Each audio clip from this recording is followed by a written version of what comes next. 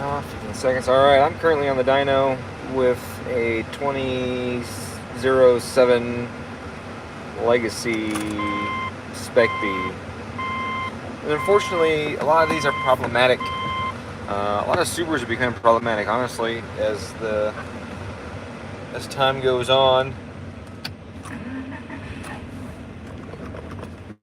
due to the degradation of internal components and external components. You know, the coil packs, O2 sensors, NOx sensors, that kind of stuff, as well as resistors and other things inside the ECU wearing out, changing their resistance and having weird biases and that kind of stuff. It's really interesting.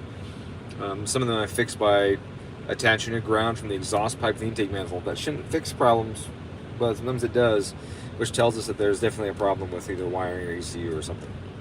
But the reason for this video, it's going to be short, is mainly because I just want to address something. It drives me absolutely crazy when people say I'm measuring my tolerances in my engine. No, you're not. There's a difference between tolerances and clearances. And when you're blueprinting an engine, where you're measuring your clearances, you're measuring the distance between two components. Typically the crankshaft pin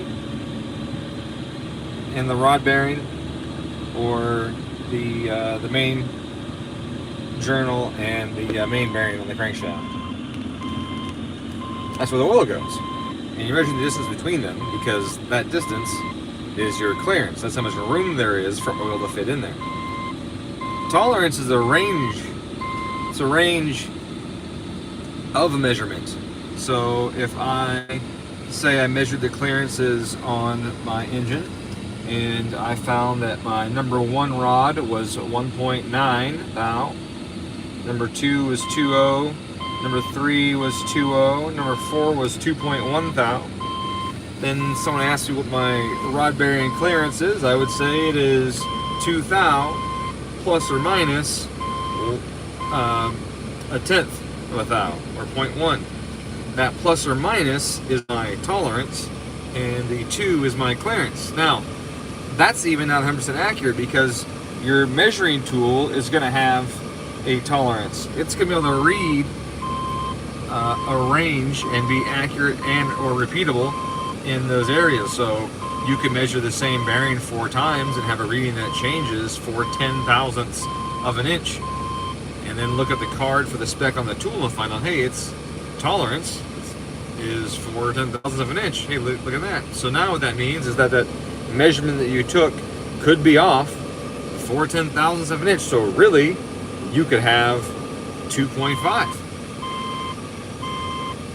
not 2.1, or 1.7, not 2.1. So now your tolerance is going to have to be added on to what you put in there. And so when you measure your oil clearances in the block, you're not measuring your engine tolerances, you're measuring your oil or your engine clearances. Sorry, I'm tuning and looking at the laptop while I'm doing that. But I just really wanted to cover that because it's super annoying when someone's like, oh, I'm blueprinting my engine, I'm measuring my tolerances. And you're like, wow, you're so good at blueprinting, you can't even use the right terminology. It's frustrating. It's even more frustrating when those people, man, that is so shitty.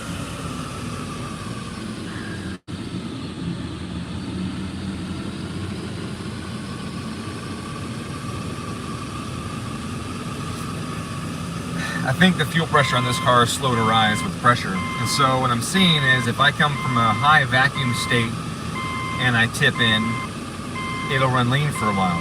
If I come from a low vacuum state and I tip in, it runs rich. And what I think is going on is when I let off, I think the fuel pressure is dropping, as it should. But when I tip in, the pressure's not going up fast enough. I feel like the regulator is lagging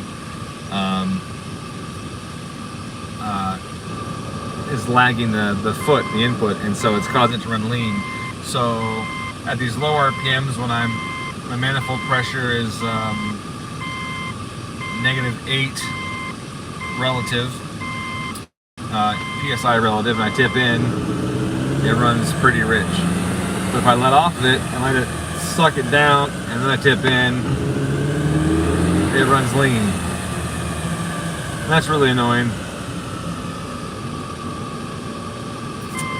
It's really annoying. I've been working on that for fucking an hour and a half now, trying to get it right. I saw a comment pop up. Adam Savage has a really cool video on chasing zero related to this. That name sounds familiar, but I'm not placing it right now. Who's Adam Savage?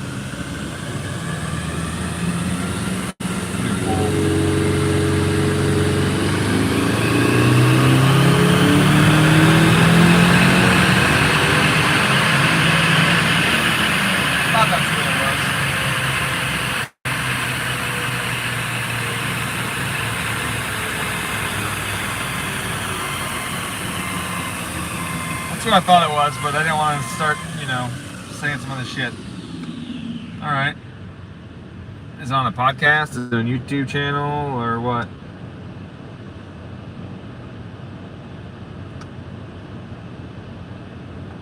It's funny, in college, I had to take a class called Precision Measuring. And I ended up teaching the class. Okay. Yeah, I ended up teaching the class. The very first day I go, the teacher asked him, or he's trying to explain how to use just calipers. I think at the time it was regular calipers. And he's like, you do it like this. And he's like, and the reason why is, and he pauses, and I'm like, go on, because I know why. And he's like, I'm sorry guys. He's like, sometimes I'm really bad at explaining the whys because I've been doing it for so long. He's like, I forget, you know, like what the actual reason for why this technique exists in the first place. And I'm like, he's like, yeah. I go, I know why. He's like, all right, please. And then I explained why you hold them a certain way, and why when you measure something you go for the min or the max based on whether you're doing an ID or an OD, and you know what parts of the caliper to use, and you know the angled tips versus the flats, and all. I'm going through the whole thing on the calipers, and everyone in the class is like, and he was like, yes, everything he said. And then the next day it was another tool, and he was trying to explain how to use it, and he looks at me again, and I was like, I got it. So it got to the point where I actually wrote the final. Well, he said, this is the component we're going to measure in this class for the final. And he hands me the thing, and he hands me the tool to measure, and he goes, now please make the answer key. And I was like, all right. So I went through and made the answer key for the final and stuff. But it was like that for a lot of lectures. I ended up teaching almost the entire class. I would just say, what are we covering today? And he's like, I'd like you to teach him about this. I'm like, okay. And then I go and teach everybody about that. It was pretty funny. All right, so what I'm doing here on this Legacy, it just made 350 something to the wheels, which is pretty good. The boost isn't quite where I want it to be. It's a little funky. I don't know why. This car specifically is just a little weird. It has a hard time hitting the targets that you put in it, and it's not necessarily like the PID control. It's like everything is laggy. It's really weird. I'm having a hard time understanding why everything is so slow.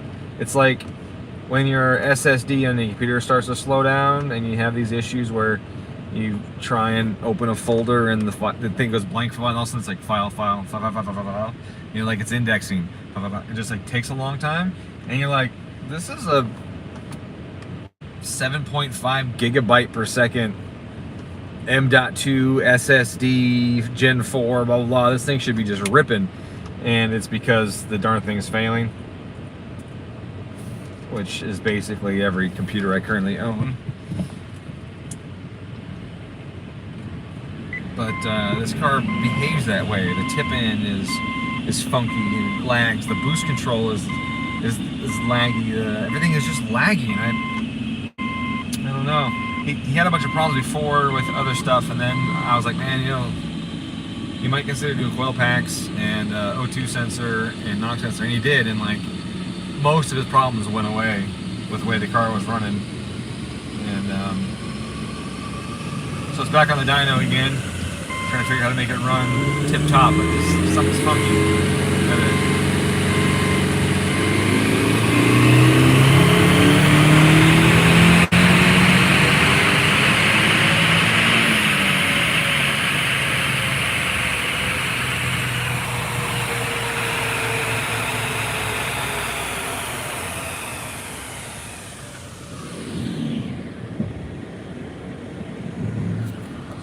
see those 3 boost curves.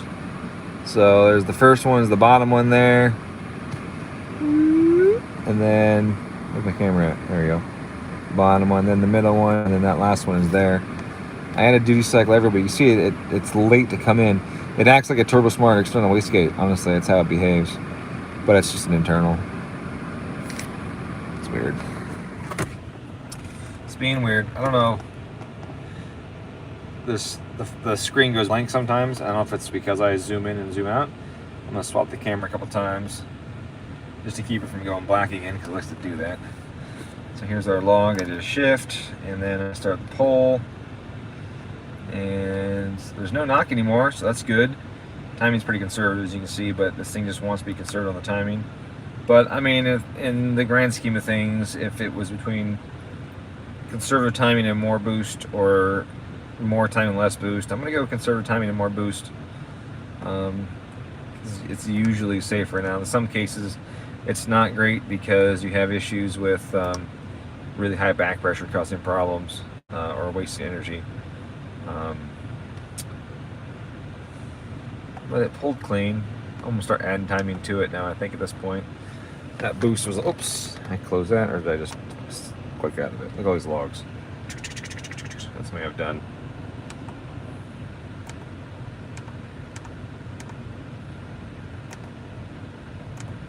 A lot of those logs are just me doing tip-in events. They're not actually pulls, me tipping in and letting out, tipping in and letting out. I forgot what the hell I want to look at. Oh yeah, my boost error, so how close that was. Pretty consistent, 2-ish on the top end and 3 in the mid-range. Oh wait, so add a few more percent. And that's the other thing this thing is doing. I got on the dyno and I do pulls on it, and you'll see I don't have anything down low because of the wastegate actuator size. If I add duty cycle down here, I'm going to exceed the boost target, so I can't add duty cycle down here. So I've got more coming in as the requested torque comes in. But I don't have a big, often you'll see like 90 right here. This thing's acting so funny. I haven't put a lot up there in that lower area, just because it is acting funny, and the boost gets kind of surgy. So I pulled that down, and I'm going to throw some back in it again, and then see if I get the response to change some. But yeah, just some of these cars, they just behave weird, and it doesn't make sense. Typically, it's either a mechanical or an electrical issue causing the problem, which is great because that means mechanical, electrical is everything. It could be anything causing the problem. But what'll happen is I'll get done with the dyno, and I'll have wastegate duty cycle in the 30s, and he'll get on the road, and all of a sudden it wants 15, and I'll tune it in various gears at various temperatures, and the problem still exists. So I don't know, it's weird.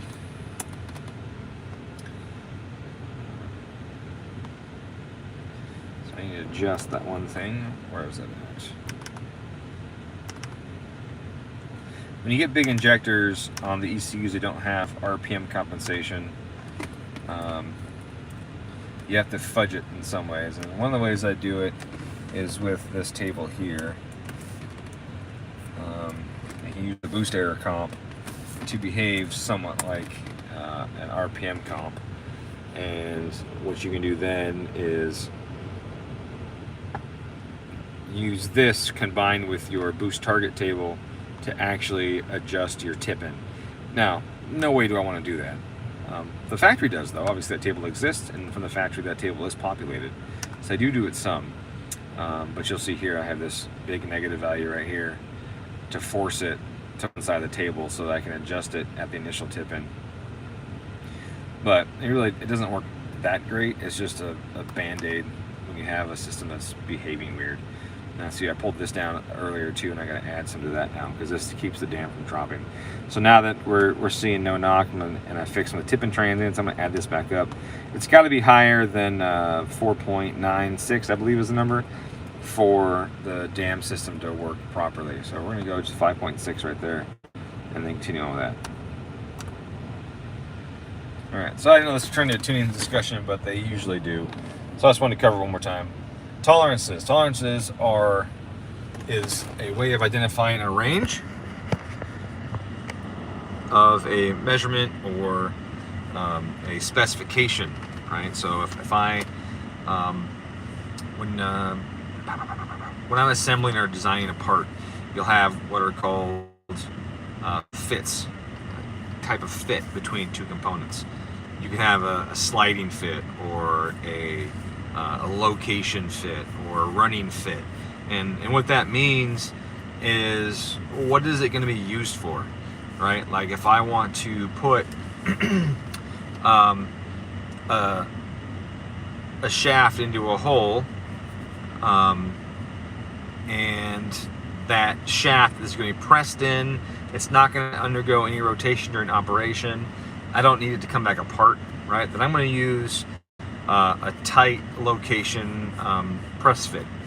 If it's something that needs to be assembled and assembled a lot, then, and it's allowed to have a little bit of play in it, then I might use a sliding fit, or a loose location fit. And the location fits and sliding fits and all these fits have names for each one, like an H7 or whatever. They had different names for the classification of them, and they're broken down into other names. And if you have it's called a machinery's handbook. If you have the machinery's handbook, you can go in there and look at the various types of fits and see what they're made for. Some of them are made for no lubricant, right? Dissimilar metals, no lubricant. Some are made for with like low speed rotation between them, or a high speed rotation with lubricant, things like that. So these fits, they come and they tell you, you want the shaft to be, there's the chart has shaft and hole size, on one column, and then how much clearance there needs to be, and then what the tolerance is, and that means you want it to be from this point to this point, right? You want it to be this far away from each other, and you have a range. And so if you're going to say, well, what's my clearance, then you're going to choose the middle of that range and choose the difference, say the tolerance. But sometimes that's not right. Sometimes if you do that on both sides and they cross, then you have a press fit or an interference fit, and you might not want interference fit. So then what happens is you will say, I want the hole to be 1 inch plus 2 thou minus 0, right? And that means it has to be 1 thou, or it has to be 1 inch plus this. It cannot go the direction. And then the hole, I'm sorry, so that was the hole. Sorry, the hole, you want 1 inch, and you want it to be 1 inch plus 2 thou minus 0. That means the hole will be 1.000 up to 1.002 thou. And then you want the shaft to be 0.999 plus 0 minus 1. And so then the shaft can only be 0.998 and 0.999. And that means that my clearance now is going to be a minimum of 1 thou. And then so you'd say the clearance is 1 thou to, and then if you take the range on both sides, I say what, 2 on one and 1 on the other, so 3 thou more. So I have 1 to 4 thou of clearance in there. And so I could say it's a tolerance or a clearance of 2 thou plus 2 minus 1 or something like that. But the tolerance is just a range. It is not the actual distance between two parts. So when you're blueprinting an engine, you're measuring your clearance, not your tolerance. Tanner. All right. So I adjusted the wastegate duty some more. Oh, I wanted to flash this change, actually. I'm going to flash that. Because I made a change to the tip-in enrichment on a table that does not live in the land of real times, which means it's not on the ROM, or RAM, sorry, it's not in the RAM of the ECU. I don't know if everyone knows that. So with the cob system, for example, you have real-time tuning. And what that means is that there's a portion of the tune that you can adjust live and in real time. But if you know anything about these ECUs, you know that they operate off of a ROM, which is a read-only memory. So how am I changing read-only parameters in real time? Well, what they do is they utilize the amount of RAM in the ECU. There's a portion of RAM, random access memory, and it's, you know, it's read and write. And it loads a portion of the tune into that RAM, and instead of just reading it straight off the ROM, it's told to, hey, look over here. And then what happens, through the interface, I can take those little blocks of data in the RAM and change it. So the ECU will use both the ROM and the RAM while it's running. So the real-time stuff that you get to change and alter is the stuff that's in the RAM. So if you're doing a part of your, you know, your tuning, and like I just did, I had to change some, oh, yeah, the key indication was definitely a model indication for sure, because that's definitely the legacy sound. I don't hear it. Well, you're also hearing me turn the key on and off during a flash. But yeah, I'll put the seatbelt on behind me. When you've been tuning cars for 30 years, you rarely hear those chimes.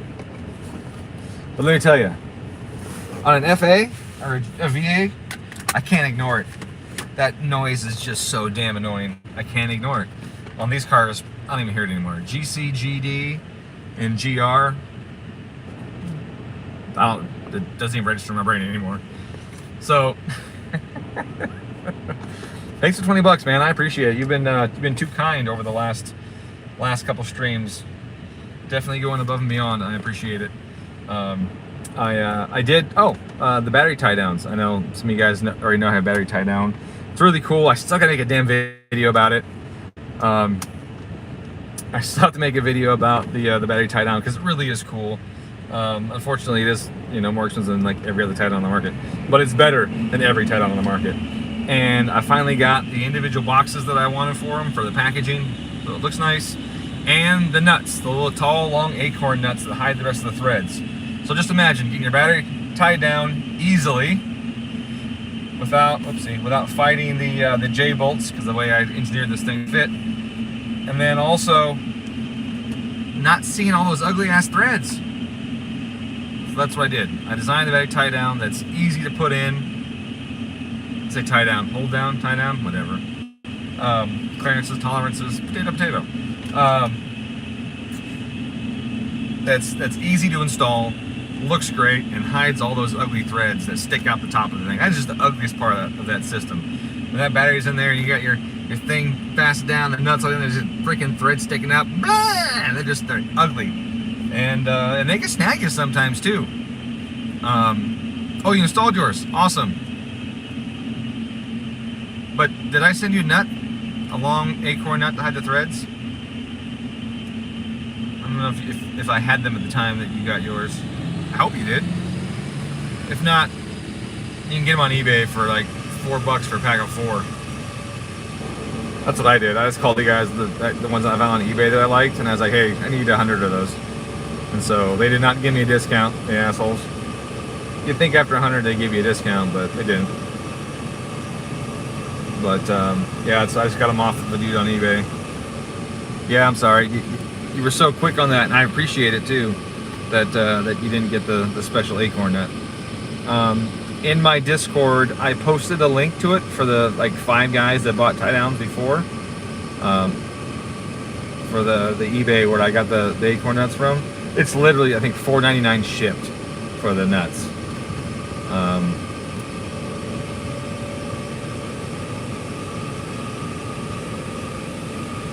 And I'll post pictures so you can see what it looks like installed with nuts, and you can decide whether or not it's worth it to you or not.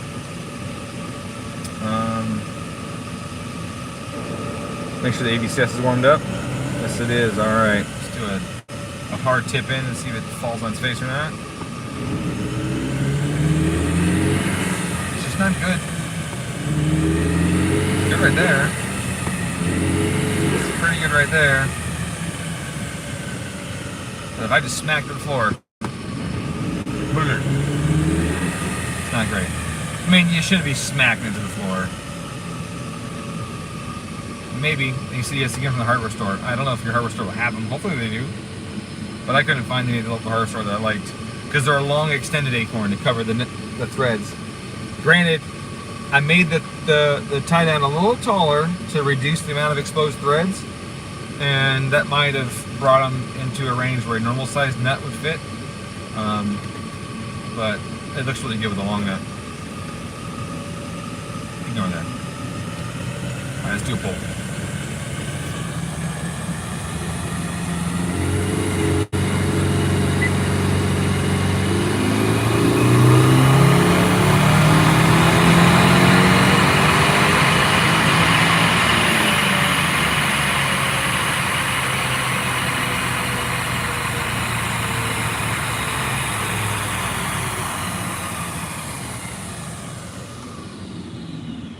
Can I buy one and configure a tier 1?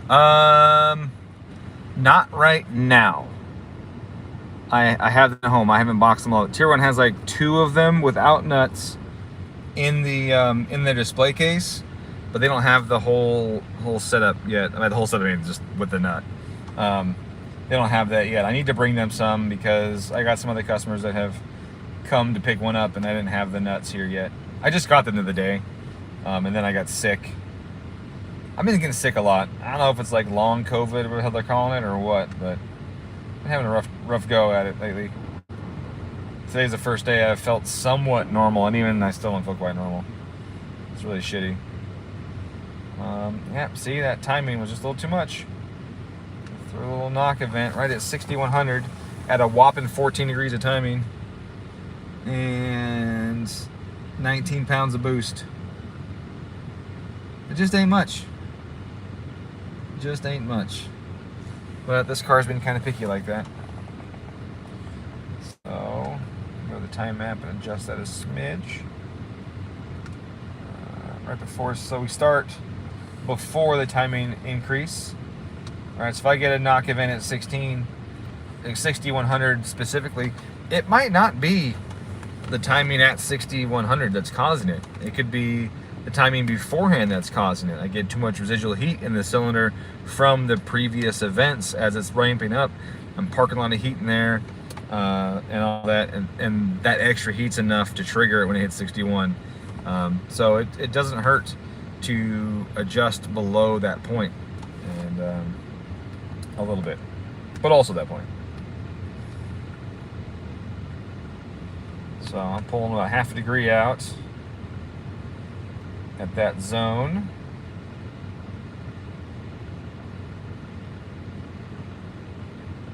Yeah, right there, that should work. I'm gonna ramp, I'm gonna smooth this other little zone in a smidge.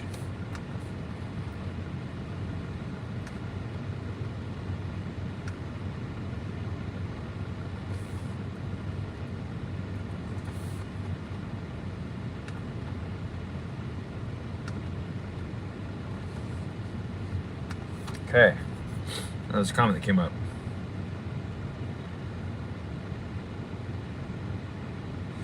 MasterCard's high credit cards. You know, I went to MasterCard and I did not see the ones that were the way I needed them. It could have been just the thread pitch that made it them not have the ones I needed, because it's an M6x1. But they did not have them. I went through like their entire catalog for hours because they have so many good things at MasterCard. It's like, you know what sucks about Make MasterCard is they don't come up on a Google search. I don't know if they're gonna fight with Google or Make MasterCard in the Google Dong or what, but it never comes up on a Google search unless you type in Make MasterCard. But their inventory, nothing they sell pops up on Google. So sometimes I forget they exist, or people don't know they exist because of that. You have to hear about the MasterCard from somebody to know the place even exists, because it does not pop up on the search. You type up car parts, you type up, hardware, you type up all that kind of stuff, it doesn't show up. It never pops up. I don't understand why that is. So I have to go there specifically and then search inside the MasterCard for that item. If you look up O-rings in a specific size, or even the part number in the MasterCard, it almost never comes up on Google with that part on MasterCard's website. It's really weird. My J-bolts are part store. They are universal SE threads. Oh, well that sucks. I mean, from Subaru they're $2. From Subaru they're $2 for the J-bolts. So if you end up needing to get the factory ones, then I think they're $2 on, and that's on SubaruParts.com. I'm sure if you go to the dealership and have a part number, it's even less than that. Harris says, I got a haircut. I did. I cut it shorter on the sides and on top. It was getting too long. But I had my forehead raised too. Had them enlarge my forehead for me while I was there. Some guys get their ears lowered. I get my forehead lifted. You know, that's what happens. Let's see. All right, well, AFRs are mid to high 10s. We're looking at 10.5, 10.8 at the tailpipe on this car. And that's overall pretty rich. But for some reason, this car likes to knock like a mother. And I've had to run it that rich just to make it even work for the guy. Which sucks, because, you know, like, the only time I like to make cars safer is when I don't need to sacrifice a lot of power for it.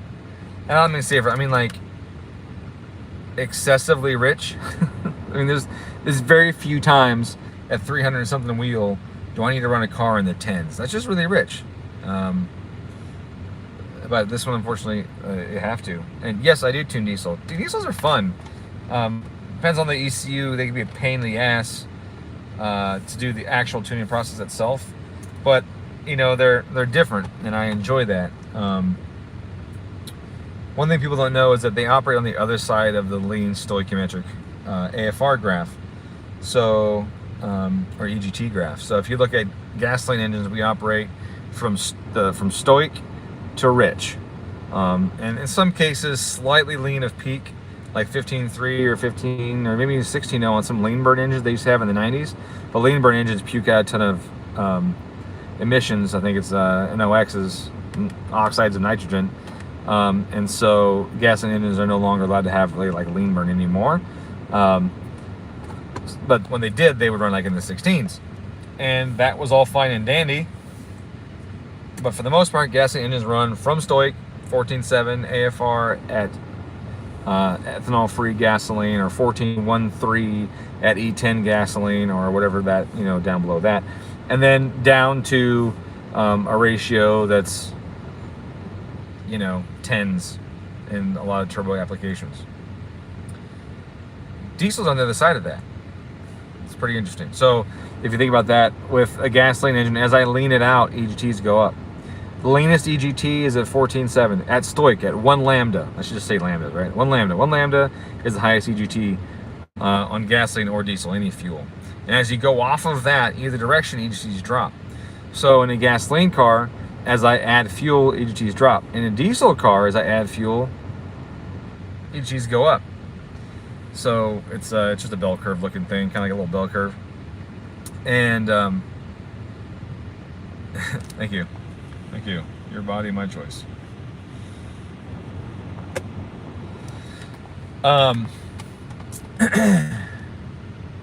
Anyways, yeah, so diesels are fun because you run them lean, and you can get good fuel economy by running them lean. I mean, if it's lean as shit, it's going to get good fuel economy. And you can really tweak the firing angle around to get them to have good economy. But then when you start applying more fuel, EGTs go up. And then as you add boost, EGTs go down. And that's backwards. Usually, like on a gas car, you add boost, EGTs typically go up. That's, you know, what happens. On diesel, it's the other way around. I mean, EGTs are high. Well, let's add some boost to it. You add some boost to it, EGTs go down, and air fueling's out a little bit. Now, if the back pressure is super crazy high on this diesel, then sometimes the AFR doesn't lean out with added boost, but EGTs still change, and it's really interesting. It's fun because it's different, but it's fun to do. It just takes a long damn time. Like even like my favorite ones to tune are Duramaxes, and I prefer to tune the Duramax on EFI Live. I like EFI Live with their 5-position switch, and you can turn the switch to enable different power modes, but also to enable like exhaust brakes and things like that with the variable geometry turbo. So like my truck's an 07.5, it does not come with the exhaust brake, so I use the variable geometry turbo to behave as an exhaust brake by shutting the vanes on the turbo when RPM is over 1900 and throttle position is less than 1%. Then what I'll do is I'll take the vanes that shuts them, and then I have like an exhaust brake on it. So I have two switches, two positions on my knob where that is the case. So I have my heavy towing mode, which is only like 20 to 40 horsepower over the factory output that has the exhaust brake, and then my light towing mode that's 60 to 80-ish above the factory output, that is the light towing mode. And then I have my 100-ish map that's above factory, that is no exhaust brake. And then I have the 100 and I think it's like 140 horsepower ish gain over factory, and the last map again no exhaust brake. So then the very first stop all the way on the far side of the switch is factory injection pulse width, but with different injection timing. The Duramaxes, if you've heard them, they are way quieter than any other diesel out there as far as the diesel noise is concerned, the rattling sound that they make.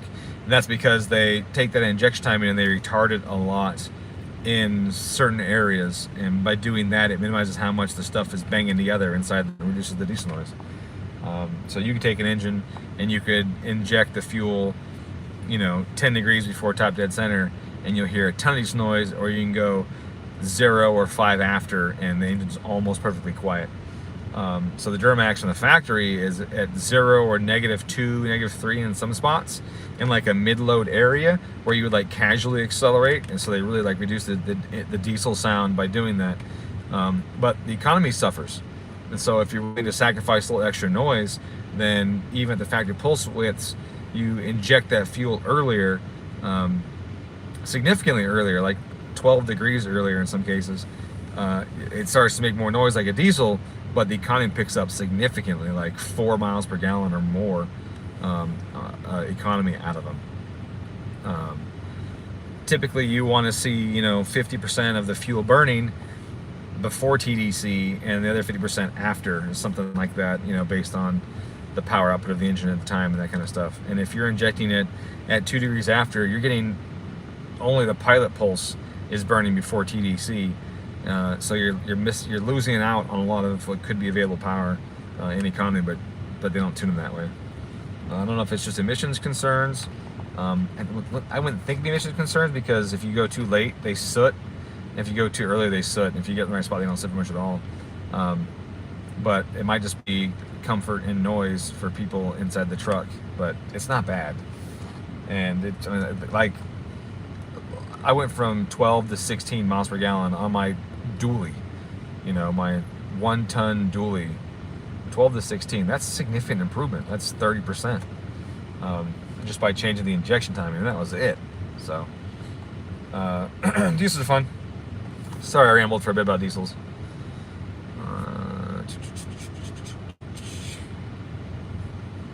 I think that's it.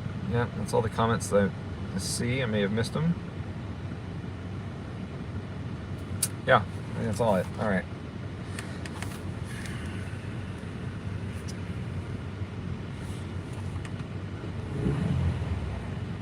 See, now it's too rich. Motherfucker. It's annoying.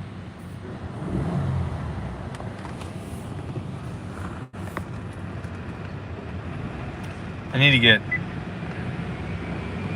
think the shop I used previously for my build removed my SCA barometric sensor. Oh, that's not good. Not at all. No, that's not okay.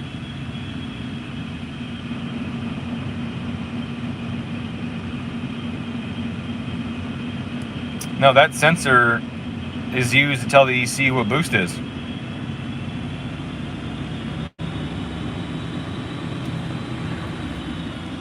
If it thinks atmospheric pressure is 21, which is what I think it fails to, is 21 pounds, which means the car thinks it's like 6,000 feet below sea level. If atmospheric pressure is 21 pounds, or whatever it thinks it is, 22.8 or some shit like that, then you're not reaching boost until you actually have 7 pounds of boost on the manifold according to the ECU. So your boost control is going to be all out of whack. Your startup's going to be out of whack. Your initial fueling when you turn the key, all kinds of stuff is going to be out of whack. all your barometric compensations are going to be off. Wastegate duty cycle, fueling, ignition timing, all that shit's going to be wrong. So no, that's not okay. I don't know why people do that. I mean, they do air pump deletes and they pull them out. I'm like, why? I mean, the air pump literally has 0 negative effects.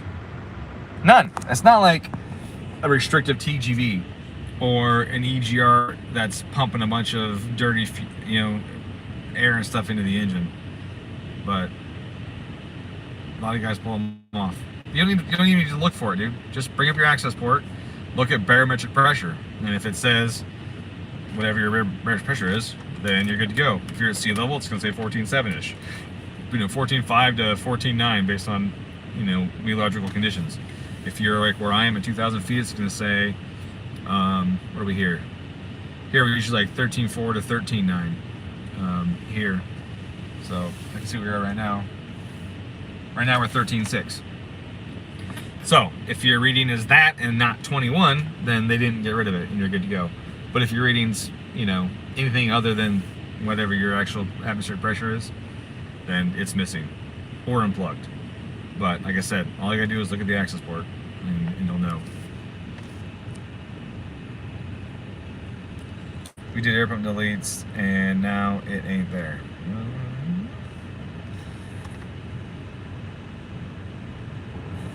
Yeah, and even that, you gotta be careful. Satson says that you can cut the sensor at the pump, which you absolutely can.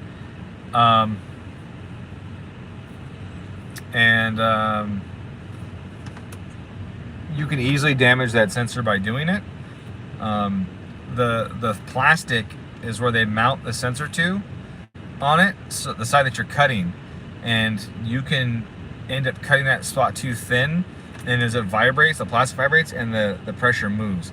And you can just grab the black sensor and give it just like a light little squeeze and watch the barrel reading. Do this on it on the screen because it was cut too thin, and it's really easy to cut too thin. So I don't like cutting that off at all. Honestly, it's just not worth it. Yeah, I did TG deletes on a TD04, 205, and gains were really impressive. I don't know. I mean, maybe your car, you thought they were impressive, but it isn't usually very much in the gain department. It's a few ponies, like 5 to 8, maybe even 10. Typically, if you're getting that kind of gains, if you're getting like a significant gain from TG delete, it's because you fixed something else while you were in there, another leak, or something like that. Now, the early TGV deletes were more restrictive than the new ones. In 07, they changed the TGV delete to a lower restriction design. So with the newer ones, you lose less power than you do with the older ones. That was the big thing in 2007. Everyone was saying, "Oh, the 2007's got a different turbo. It's bigger," and they kept saying, "Oh, the ECU is tuned differently. It's tuned more aggressively, and the cars just make more power from the factory, or they're more tunable, or whatever." And all that shit was wrong, comically wrong, because the turbo is fucking the exact same. They just changed the housing, and that was it. The answer was the TGV deletes. They had redesigned the TGV deletes in 07 to be less restrictive, and that's what it was. That was the gains.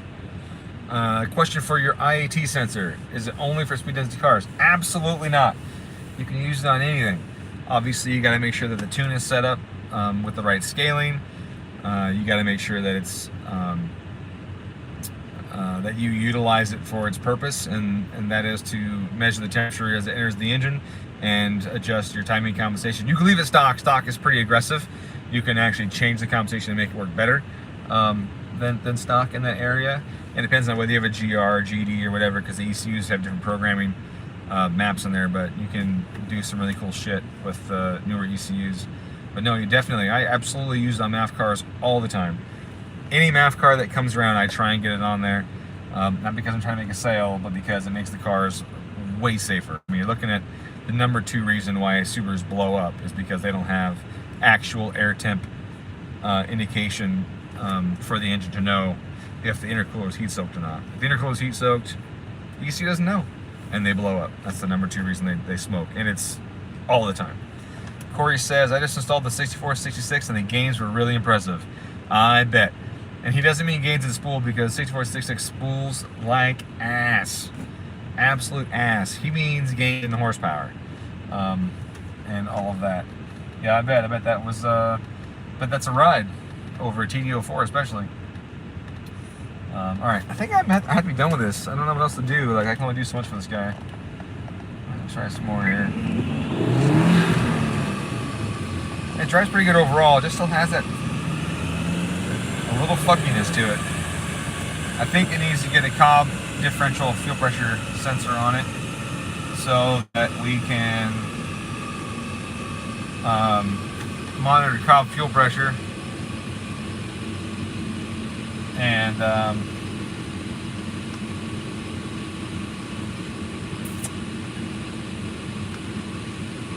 then the ECU will compensate for any delays in fuel pressure going up or down. It's just everything that's going on seems to me like pressure is slow to change with a tipping event.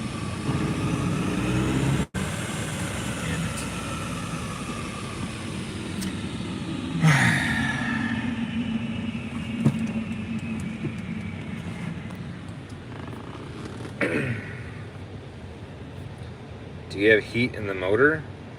I don't know what that means. I'm assuming you can use TGV plug. TGV plug for what? You use TGV plug for fuel pressure? Yes. Or ethanol? Yes. For IET? No. You use the factory wires. You run 2 wires from the mass airflow sensor. You intercept the 2 wires that go to it and you use them for the IET. 80% of tuning is going around fixing bullshit. Yeah, unfortunately that is the case. And of course it's upheat the motor. I have no idea what that means. I mean, the motor generates heat, so if it's running, it's got heat in it.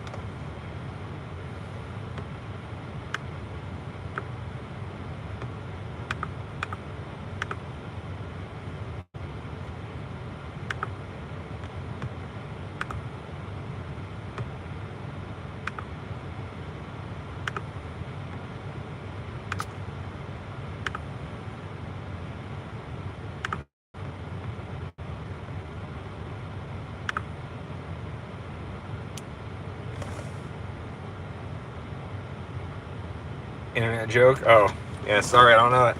I don't know that one. I don't spend as much time on the internet as I probably should. Bradley says, "I want to have your babies." Oh man, I wish I could help you with that, but I had them all. I had that highway cut off. No more of that shit going down. I mean, we could practice all day long. But boy, wouldn't that be the cruelest joke ever? I want a baby. Okay, let's try. And try and try and try. Let's see. 1, 2, 2. Okay.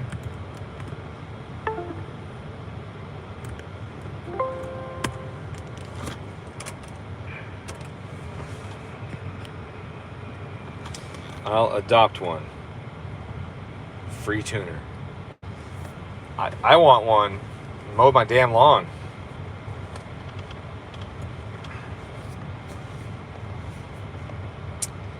I have a daughter. She's 19. And she's in college in Kentucky. And she just had her spring break and she went to Puerto Rico. And I don't think she paid attention at all to any of her Puerto Rican heritage. She doesn't know it. She doesn't know it. Her mom stole her from me when she was a baby, and I don't get to spend much time with her. So she doesn't know a whole lot of her Puerto Rican roots, and I wish that wasn't the case. But sometimes the moms just win. That's all there is to it. Most of the time the moms just win. I'm assuming he'll be born knowing how to tune. I don't know. I wasn't. It took me a long freaking time. My daughter's 9. My daughter is 9 years old. Any advice for me for the next 10 years? I can give you lots of advice. I mean, I still got the razor for a little while, and I've helped friends with stuff, and I remember being a kid and everything. I'd say there's 2 things that people need to realize when it comes to raising kids. The first one is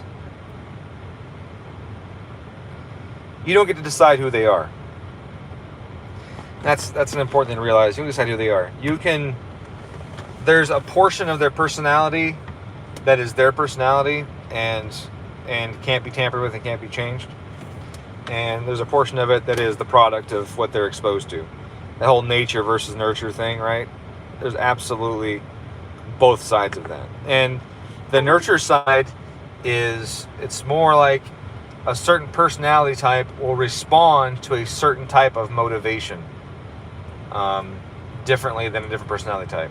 And that personality type, most of it is ingrained into who you are, is into your DNA, and then you grow based on that.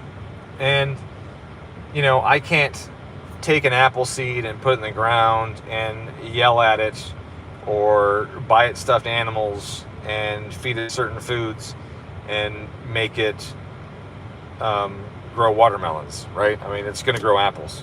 So one thing is you have to understand that the kids are going to be who they are. You can't make them the person that you want them to be. You can only do your best to provide them the motivation that they need so they learn well. Hopefully they become somebody that you either want to employ, work for, or marry, right? You want them to be somebody who's a benefit to society and somebody that you'd want to employ, right? I mean, if they have good work ethic, they have a good critical thinking, they have a good mind, then you've done a good job. But you can only control so much.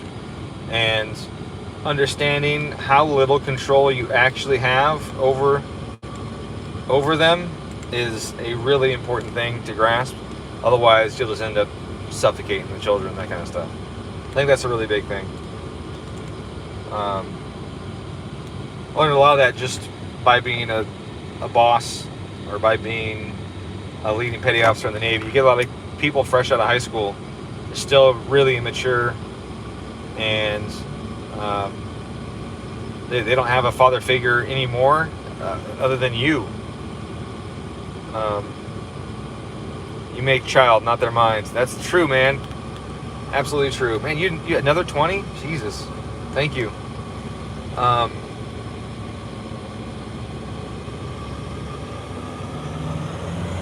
Yeah, there's just I don't know.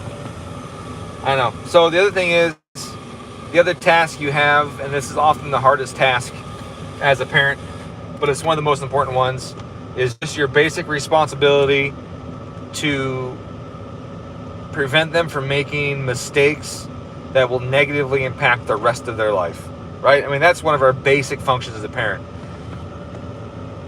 Keep them from stepping in front of a car.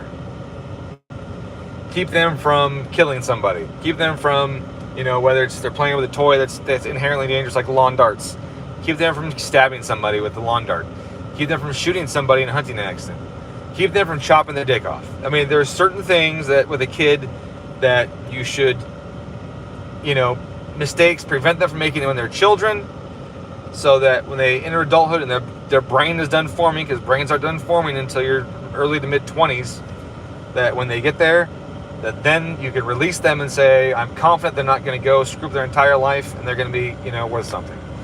And maybe you're not confident. Maybe they've hit that age and they just never freaking learned, and there's nothing you can do about that. But the number one thing is make sure they don't make mistakes. They're going to ruin the rest of their life. And, for some of them, they could be getting knocked up at 15. Try and avoid that. But that's a tough one because how do you prevent that from happening? Then watch Disney and you'll be okay. Yeah, I mean, I enjoyed Disney growing up. The original ones for sure. But I did have a wife that I felt was raised by Hollywood. Everything was a cliche with her. Like, everything that was romantic was a cliche. Everything was, it was really weird.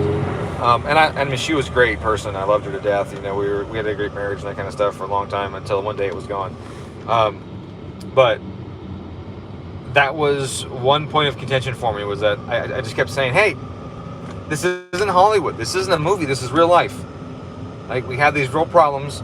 We have no guarantees that it's going to come out okay on the other end. Being optimistic is one thing, but being unrealistic is another, you know, and being delusional is another. It's not a Hollywood movie. Like, this is real life. So you do got to instill some reality in your children. Sometimes that's through tough love. Sometimes that's through tender care and loving, nurturing.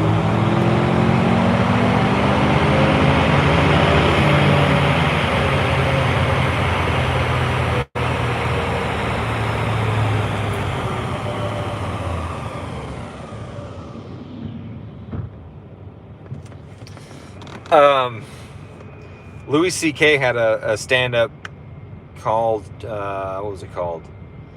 Chewed Up or something like that, where he was talking about being a dad. And he was like, boys will fuck things up. Girls, talking about daughters, will fuck you up. And he's talking about the emotional aspect of being a father and how even little girls are really good at manipulation and that kind of stuff. So it's a pretty funny stand-up. I think it's called Chewed Up. And this is before the whole Watch Me Touch Myself scandal, all that stuff happened. And it's really good. He also makes turning 40 seem really bleak.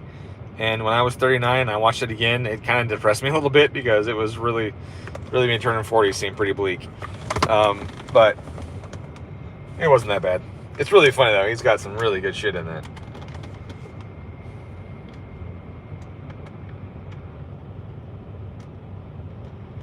So this one, I leaned it out just a teensy-weensy bit. And I pulled timing. And it fucking knocked. This thing wants to be rich. I thought, I was talking to you guys about it. Let me just pull a little fuel out of it and see what it does. I leaned it up all the way to 10.9. It touched 11 at one point, and it immediately knocked. So that's a no-go. This car just hates me. That's all there is to it. This car just hates me.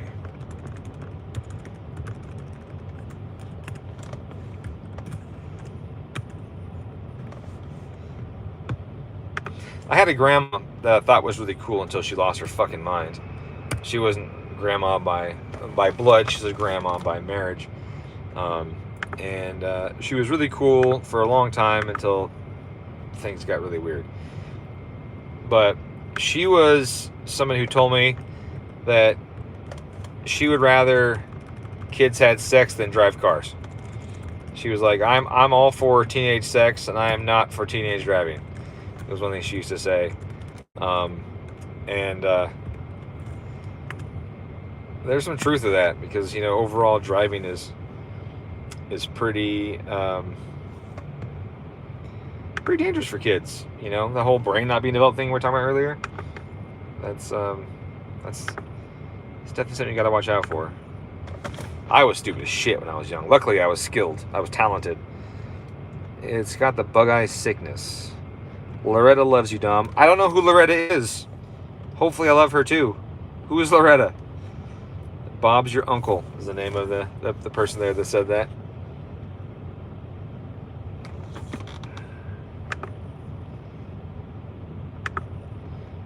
I love everybody pretty much. I should just say, I love you too, Loretta. I just gotta be careful.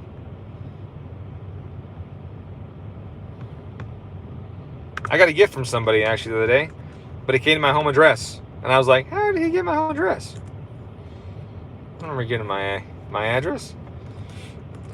That took me a little while. Let's see. Sorry, I'm looking at this stuff here. Okay, so I added fuel back into it again. I just tip in again a little bit. And yeah, I just think that's all this thing's gonna give me. It just doesn't want to do anything else. One of my greatest teachers in my life has been my mom's father. He taught me tons of gun stuff, turned me into a bit of a gun nut. Well, that's good for him. That's good. It's a car name. I named her in your honor because you love car names so much.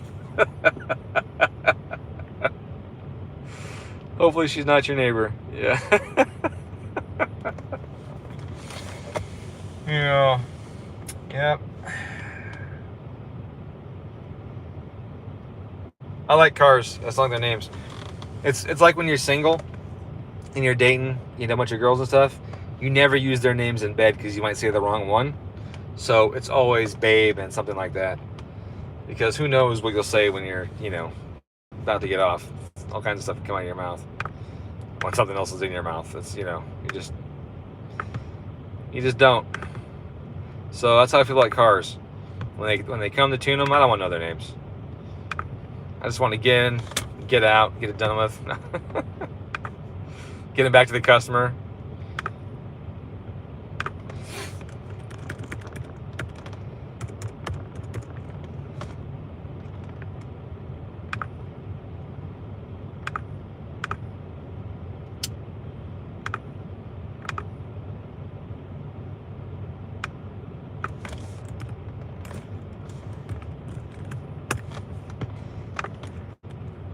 Tweaking the tip-in timing, having it pull a smidge more, because I figure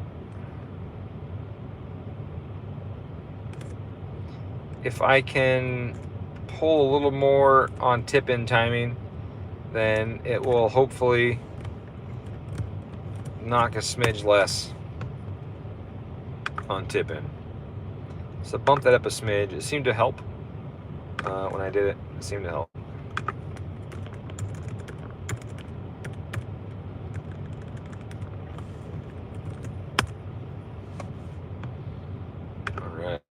I have got to piss here pretty soon. Speed density should be a last resort, in my opinion. This is negative over here. I'll make this positive. I have a couple of videos on that where I say, and I mean this wholeheartedly, MAF is better. MAF is better for most stuff. Now, unfortunately, the Subaru system for MAF control ain't great. And the Subaru system for, or the piggyback systems for, or software hacks, whatever you want to call them, for speed density aren't the best. But they work. They work overall. But MAF is a measurement of air mass. And correct air mass is imperative to correct operation of the engine. Speed density is not a measurement of air mass. Speed density is an estimate.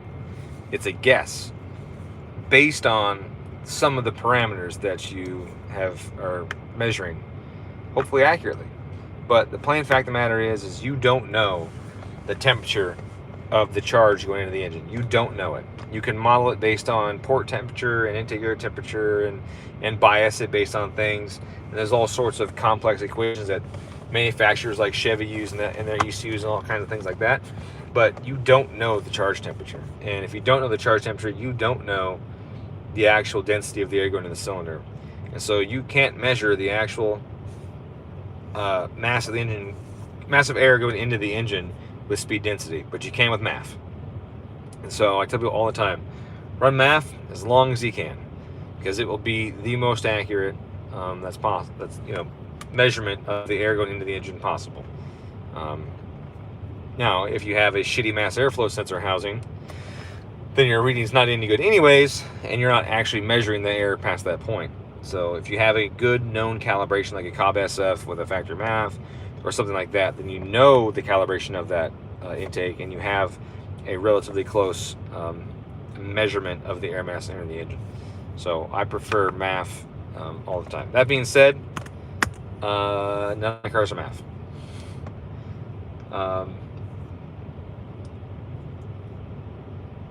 The BMWs technically have a mass airflow sensor, but they don't rely on it, which I find very interesting. But they don't use it for engine management very much. They use it more for just verifying that the TMF prediction is correct and everything's in the right range.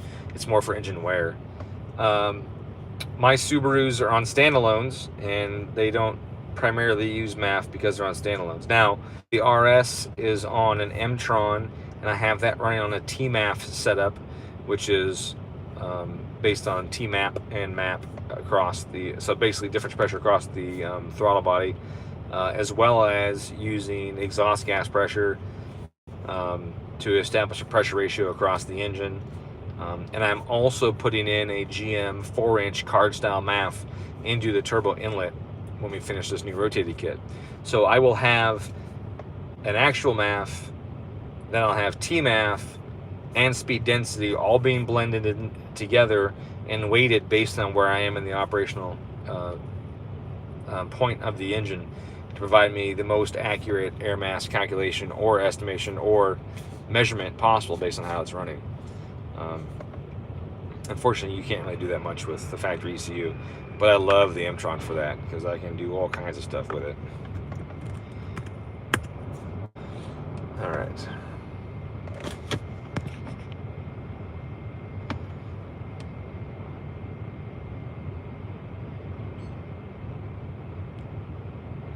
Corey says does, but I don't know where he's at. I don't know what he's...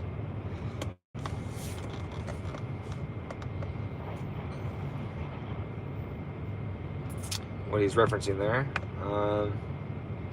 Alright, well, I think that's all I can do. I've tried my best to address that tip and knock, but I just can't make it happen. I had some boost back to it so you get some power back out of the car, but I can't make anything else happen, so... Is it possible and beneficial to use an IAT sensor in the top intercooler in connection with the MAF? I use it all the time. Business kits, but I didn't know if it was for hybrid MAF plus ST or bare temp base. That's all I do, man. I don't use the IAT in the MAF sensor, and I put it in the top mount and the end tank, right next to the throttle body. The temperature of the IAT in the mass airflow sensor is not used for mass airflow calculation. That sensor is only there strictly as a matter of convenience for the OEMs to have less sensors, less plugs, less wires, and less stuff in the engine.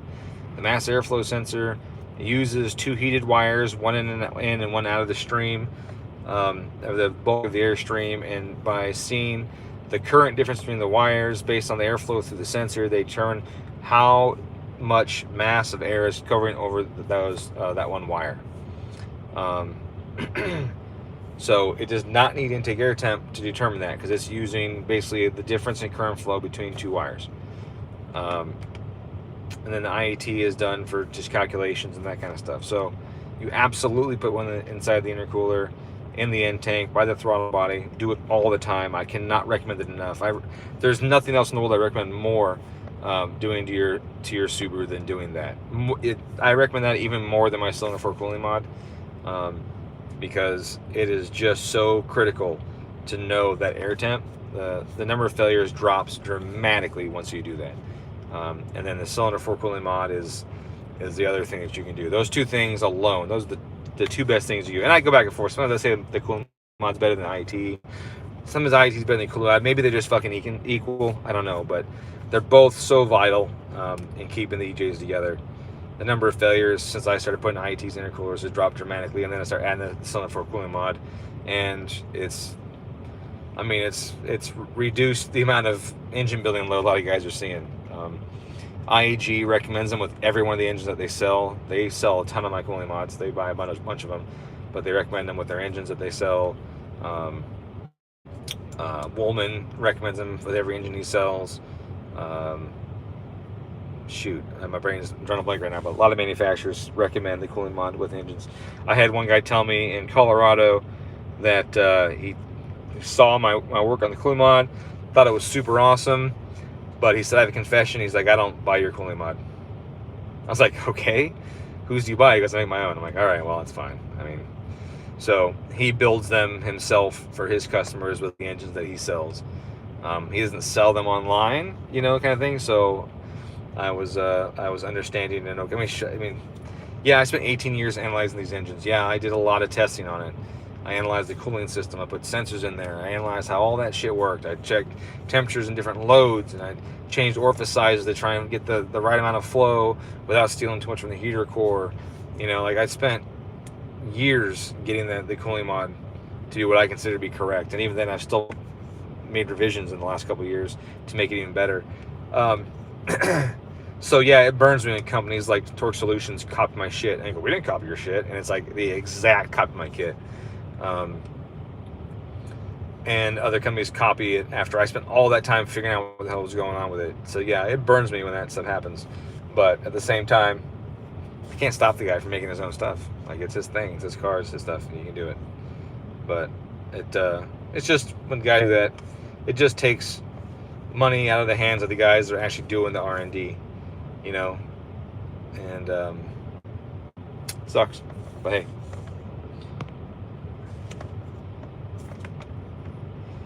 All right, I think I'm done. I don't know what else to do.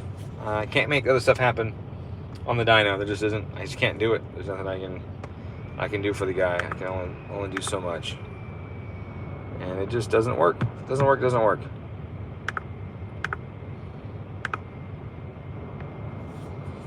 Make a kit for IAT make a kit for, yeah, absolutely, for whatever. It's on the website. There's a weld-on bung that you can get to weld on your intercooler pipe. It's aluminum. Hopefully, you have aluminum intercooler pipes or end tanks you're going to use it on. Have them with a curved bottom or a flat bottom, but honestly, they're so narrow it doesn't make a big difference which one you use, because any welder with his metal can weld a tiny gap, or even sand the backside and make it a little rounder and stick it on the pipe. And then it comes with, well, if you purchase it, right, it comes with the plug, 2 pins, 2 seals to put the plug together. So you strip the wires off of your mass airflow sensor wiring, you butt connect to extend wherever you're going to put your plug, and then you put the terminals on in there, stick it into the plug and stick on the sensor. It's not necessarily an install for beginners. If you're not familiar with how to use factory terminal crimpers and that kind of stuff, then you're not going to have a good time. But if you've got a little bit of history with it and a little bit of familiarity with it and the right kinds of crimpers, you'll go a long way with it.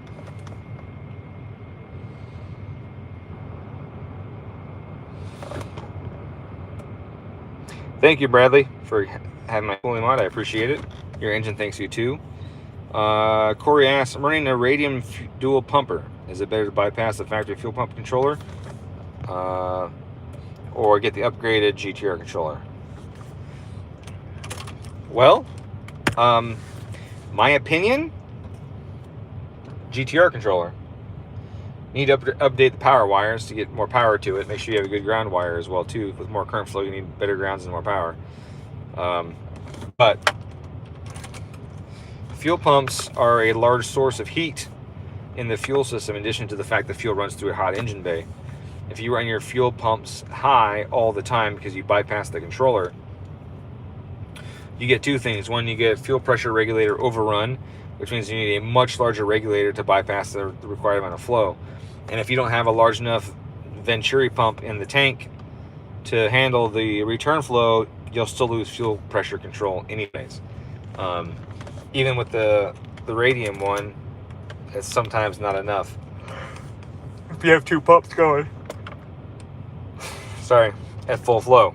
So, yeah, I absolutely recommend a fuel pump controller so you can slow the pumps down and put them at a reasonable speed to minimize fuel heating, minimize regulator overrun, and minimize any issues with losing fuel pressure control because your Venturi pump is too small for the flow that you have.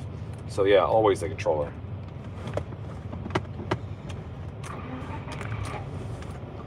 The starter's taking a shit too in this car. And that is my opinion based on those reasons. So thanks for taking the time. Take time goes down. Go take a nap. Yeah, man, I'm beat. I'm fucking so tired. Like I said, I was falling asleep during my haircut. So I actually now get the map reflashed onto the car. I'm gonna do a little driving just real quick, make sure that's still running all right. Tip and feels all right there. Now this ECU has dual tip-in modes. It's got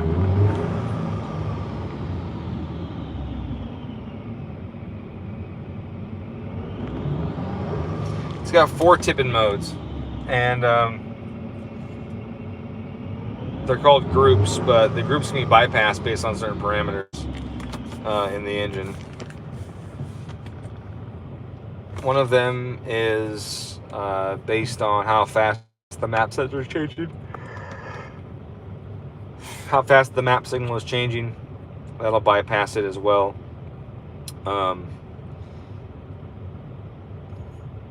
So you can find yourself leaving group 1 pretty easily when you might need to stay in group 1. So sometimes you got to take that map threshold adder and reduce it so that you stay in group 1, or raise it so you stay in group 1.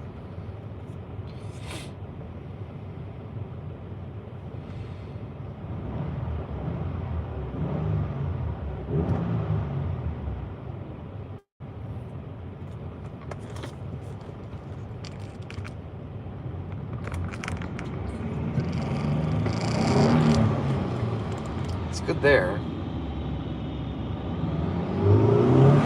It's really good there. It's really good there. It's not good right there. It's that one spot right around 1600 RPM. I can do it. Oh, there either. So from 11 to 16, if I go full throttle with a hard pump, it hesitates. I didn't do this earlier. I'm just doing it now because it hates me.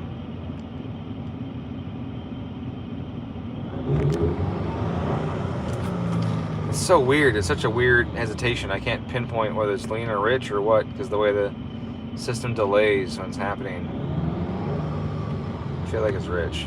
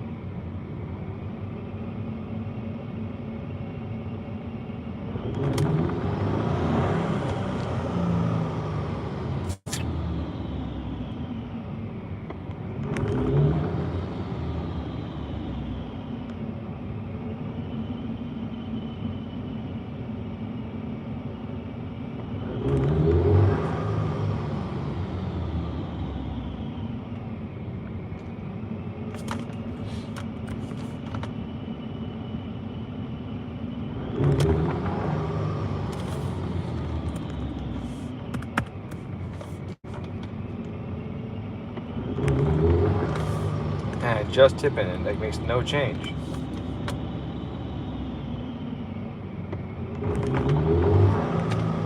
I just went 0 on tipping and it still does it. What the hell is that about?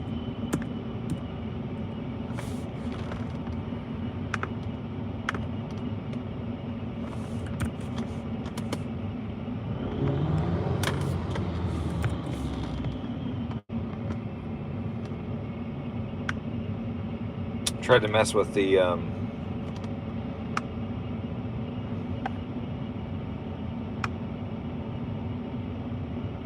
wall wetting more than I should ever have to for something like this.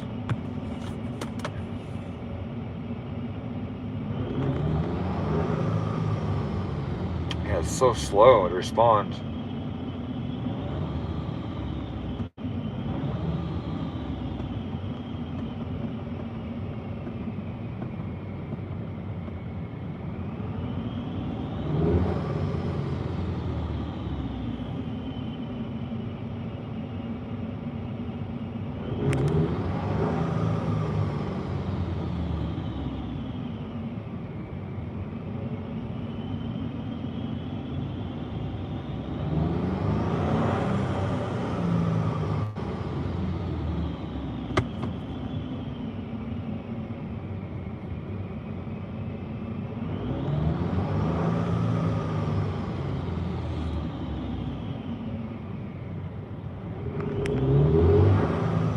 It's weird.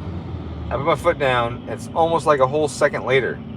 It starts to go, then it goes, okay, and then it goes again.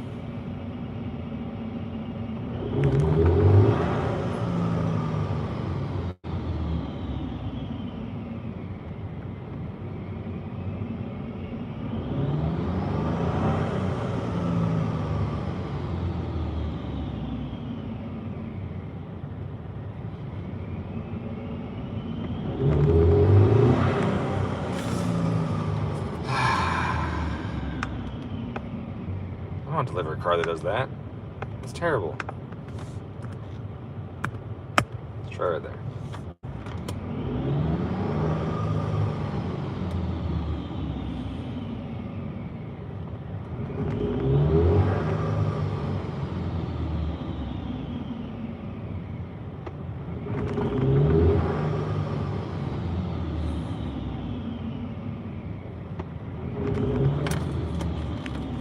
Okay, so it pops all the way to here. The question is it rich or lean right here?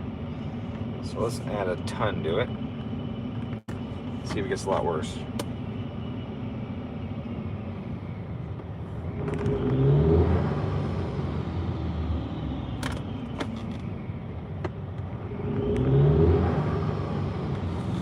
Didn't get a lot worse.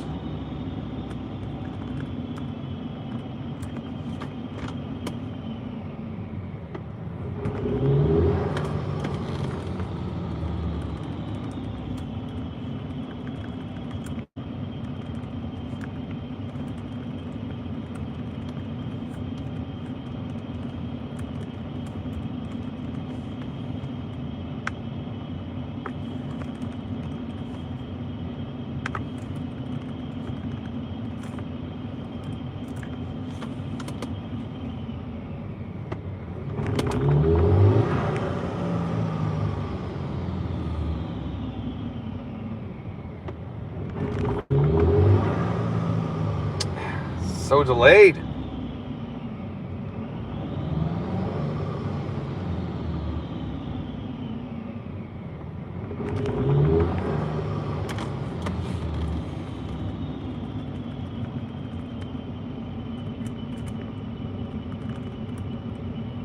I'm sure it's fun watching someone struggle with tip enrichment on a car that should not have the problem. It's just 1050s on a regular 2.5 stock cams. Like, it shouldn't have these issues.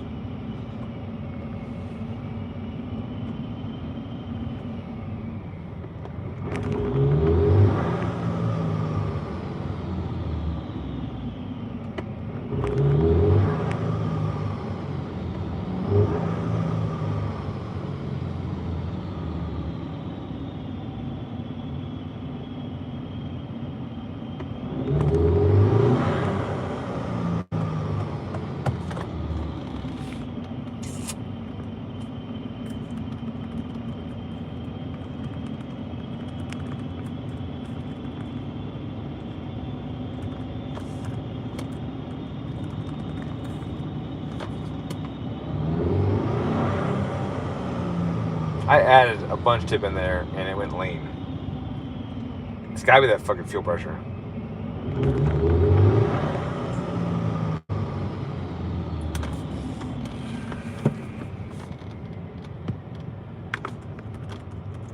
It's gotta be, but this doesn't have that fucking thing on it.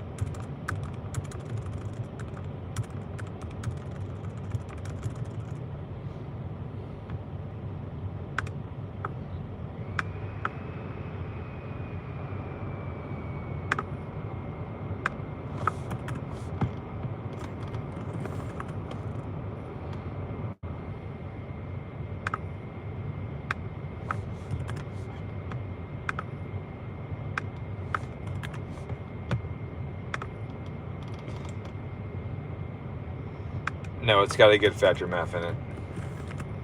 The, well, fuck, I think so. I thought that's what we put in it. We don't do the Duramax ones here.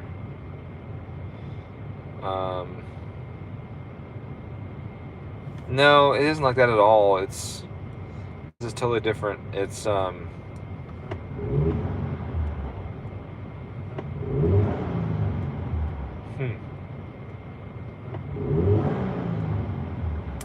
It seems to go pretty quick.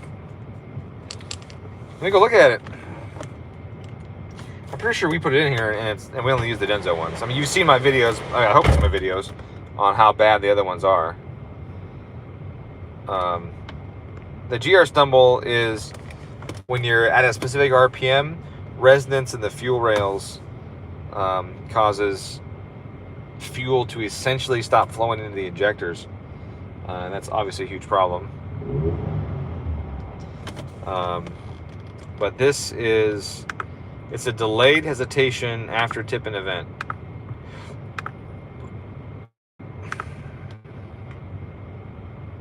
Hey, thanks, man. I appreciate guys like you for helping me do what I can to make the community better. I try really hard. I know a lot of people think that I'm toxic. I think it's just, it's just the internet, I guess. But I try really hard to help people with their cars, help people learn, understand what's going on, help them not get screwed by other shops or poor tuners or guys that just sell stuff based on the margin. So I honestly appreciate it when people recognize that I do that, because I do try really hard to be a good person and do good stuff for everybody. Yeah, it's great. It's great from 1700 and up, but from 11 to 17, it just gets mad. Right there. It just gets mad. But no, I appreciate you guys. And, like, if the whole industry and community was crappy and toxic and no good, then there wouldn't be a lot of motivation to do it, right? And you can only... I can't take sour milk and make it not sour. But you guys that also care, guys that are eager to learn, guys that maybe just don't want to get ripped off, but put their trust in somebody that they can see is trying hard to do good things for the community. Like, you guys make it possible. And so I appreciate you guys.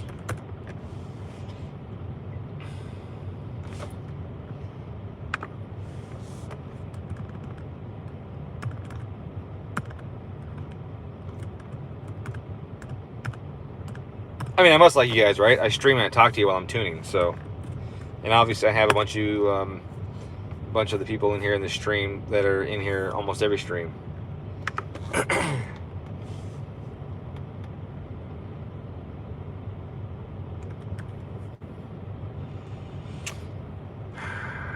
think I'm out of stuff.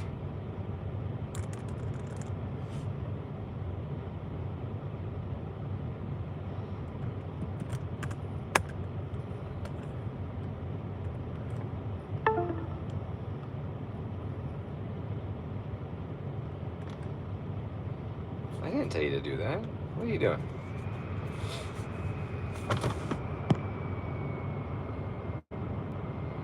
Cold packs were replaced, yes, on this one.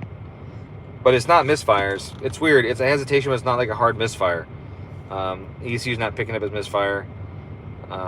It's just a instantaneous loss of torque for a little while.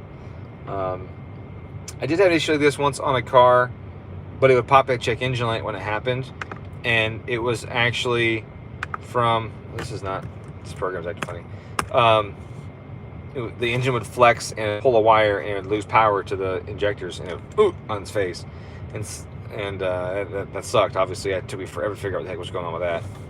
That was a tough one. We threw so many parts of that thing trying to figure it out. Throttle bodies and all kinds of stuff, because we'd get a throttle body code sometimes when it happened. If it happened for long enough, a throttle body code would come in. And that was really just a pain in the butt. Alright, I need to use the restroom. I'm going to go pee real quick while this flashes. It's flashing the map. I'm looking at the mass airflow sensor. You told me to.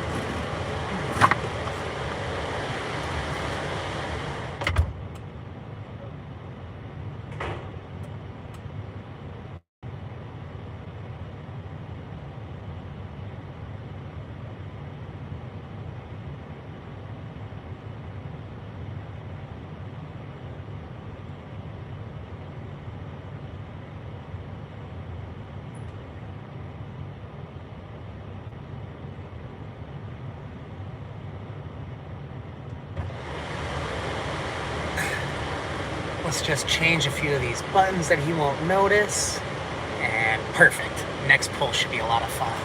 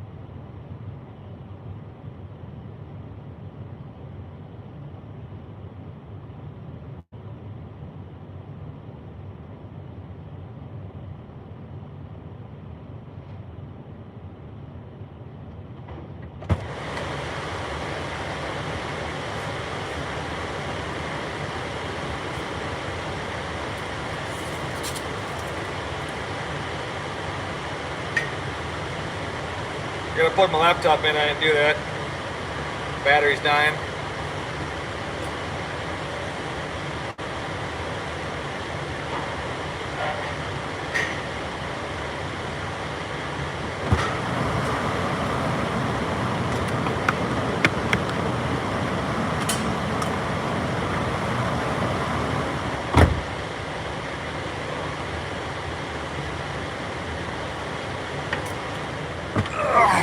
Alright.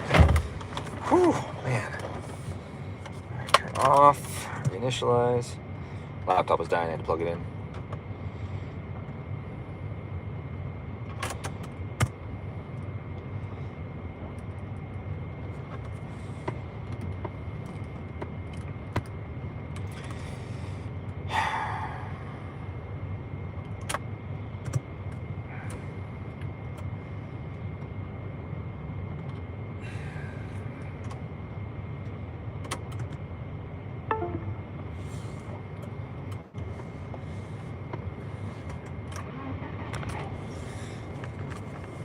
I just talked to the owner. We did not do mass airflow sensor, so whoever brought that up.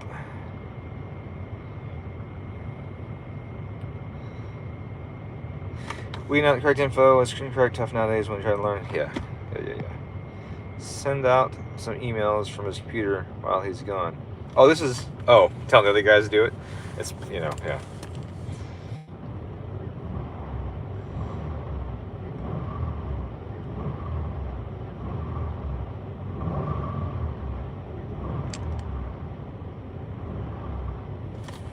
There's just such a delay when I tip into the O2 sensor responding to the event. Could be math.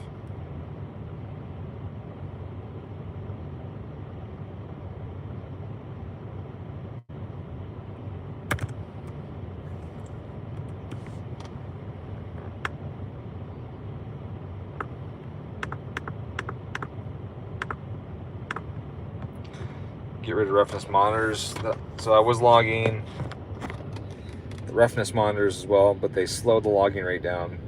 They're very intensive. I don't know why they're so data intensive, but they are.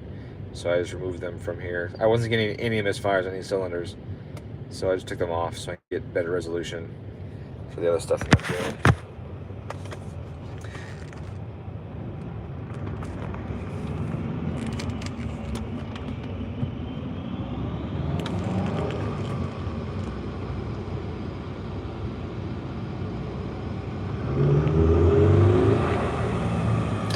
I really want to be able to fix the electrically,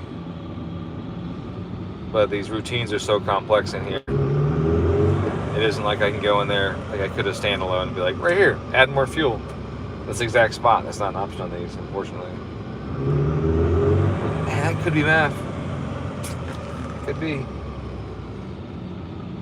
What are many sensors I can test with?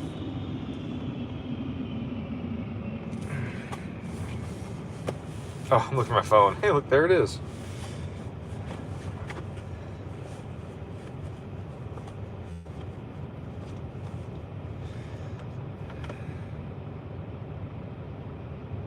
Here's my work phone.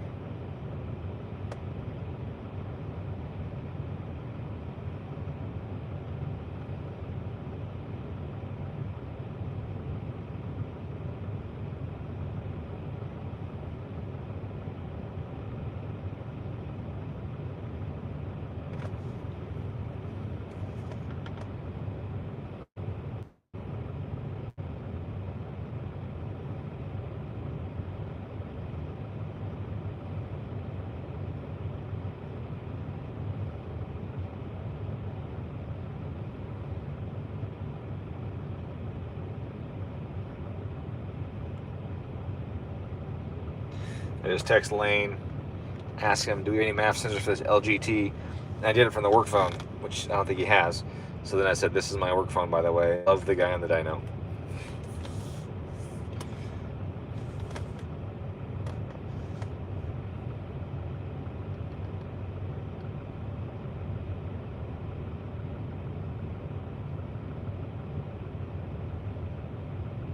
Uh-oh.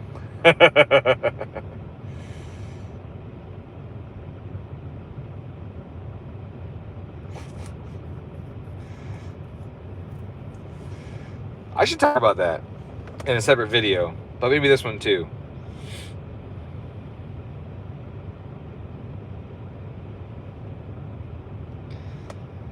Grimsby just released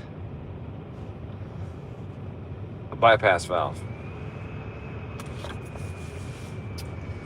And they released this discussion about it. And I'm looking at it, I'm like, that's not built right. And I had a student in my Discord ask me about it and say, what's not built right? And I explain what's wrong with it. And then the next day, Grimsby releases a video of it causing tons of flutter of compressor surge on the turbo when they shift. And I'm like, hey, look at that. Who'd have thunk it? It doesn't work right. And I posted on their video, I said, this video is proof that it doesn't work like it's supposed to. Thank you for preventing me from buying a bunch of these for my customers. And I just got a heart react from them on the video. So I don't know if I check my email right now or what. If I'm gonna get an angry email from somebody or what the result of that's gonna be. But yeah, I will not be installing that on any cars. It looks and sounds like it will ruin turbos fairly quickly with as much surge as they were having on the car that they were demoing it on and showing people. Now maybe they had it installed wrong on accident and they fixed it since then, but it does not look like it's built correctly. I say built, designed correctly, and then the videos pretty much prove that it's not designed correctly, which is a bummer because I like Grimsby stuff, and I think that they have a good crew and they have a good manufacturing process behind them. Typically, I feel like they could make a good one and then sell lots of them and do really well. But unfortunately, they're making the bad one, and they're still going to sell lots of them because people don't know better. But yeah, it's not good. It is really a bummer. It is not good. Now, that being said, it's hard to build a blow-off valve for a MAF system. It's hard to build one, period. A blow-off valve. It's easy to do a bypass valve. That's what they did, was bypass valve, and it should have been done right, and it's not, unfortunately. Obviously, I wasn't there for their R&D. I wasn't there for their engineering discussions. I wasn't there for any of that stuff to know how much effort they put into it, what issues they had. I was not there for any of that, and I completely understand that I was not. But the end result is something that has a ton of compressor surge, which means it's not lifting, and that is its job. I mean, the job of the bypass valve is to reduce or prevent compressor surge. When that air slams against a closed throttle body, it acts like water hammer. It damages turbos, it damages end tanks of intercoolers, it damages all kinds of things. You want to stop them happening. The bypass valve's job is to open at that time, or relieve that pressure, and prevent those things from happening. And in the video, they show that it is not relieving that pressure. So it is not a functioning valve. And I can say that without any hate, because that's just plain and fact of the matter. Here's the task, there's the result. Didn't do it. All right, this thing finally warmed back up again. I see everything's commanded, following. ABCS is back in closed loop. See, it does really good, like up here a bit.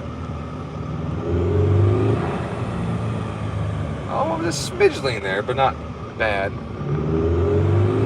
That was good.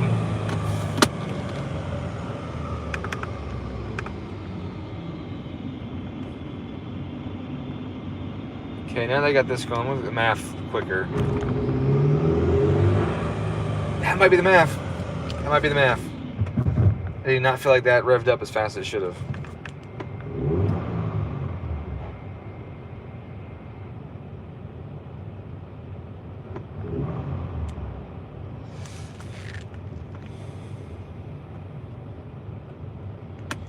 Yeah, absolutely. And I do have a video where I take the mass airflow sensors apart and show how bad the cheaper Duralast one is. versus the factory one, like just the internals alone, the circuitry, it's not even like close. You motherfuckers. Sorry, I just saw a video pop up on my feed. Top 5 mods for reliability, and I'm looking at one. It's got a cooling mod, and it ain't mine. I mean, just the guy that invented the cooling mod. You know, whatever.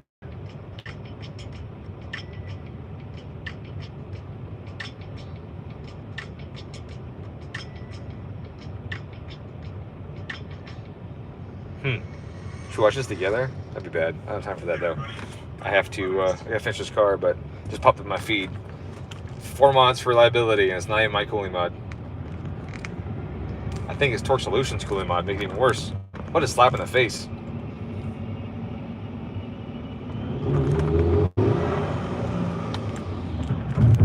Alright, I did not fix it.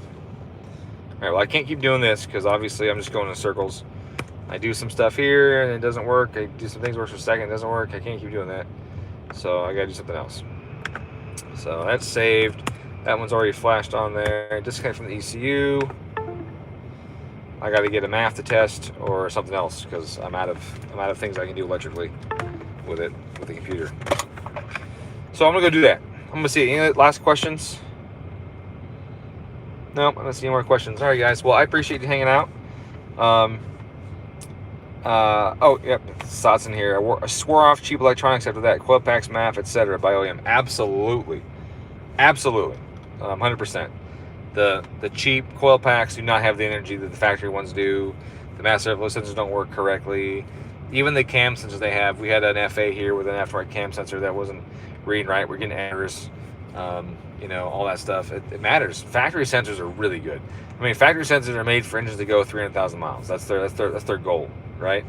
So, definitely factory sensors. What's my preferred bypass valve? Factory is my preferred bypass valve. I am about 2 weeks or so, 2 to 3 weeks on tuning at any time.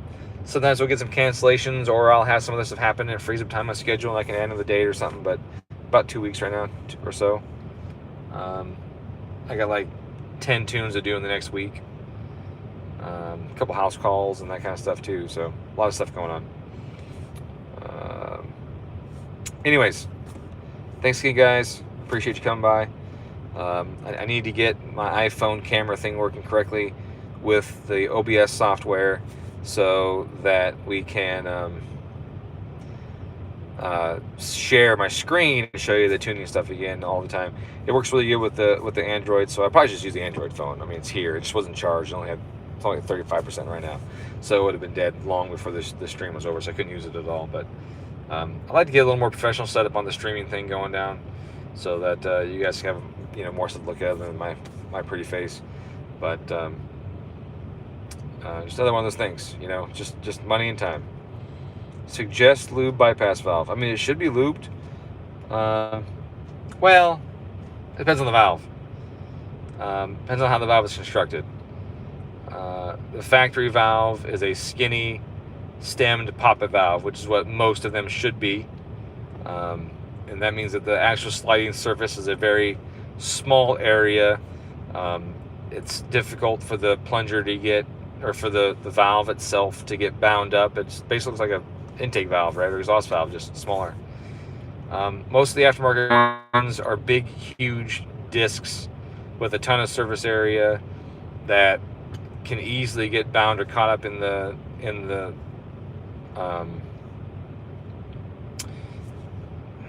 cylinder that they ride in and all of that. So those guys need some lubricant to prevent galling and binding and that kind of stuff. But the factory one that requires none because it's a quality made component. So maybe someday I'll make one of those too. I think if I did it, I would use I'd find an automotive valve, or I'd machine my own valve seat with a skinny stem, not the big, huge chungus thing that people tend to use for some reason. So, ooh, sorry about that, buddy. Sorry about having the Boomba.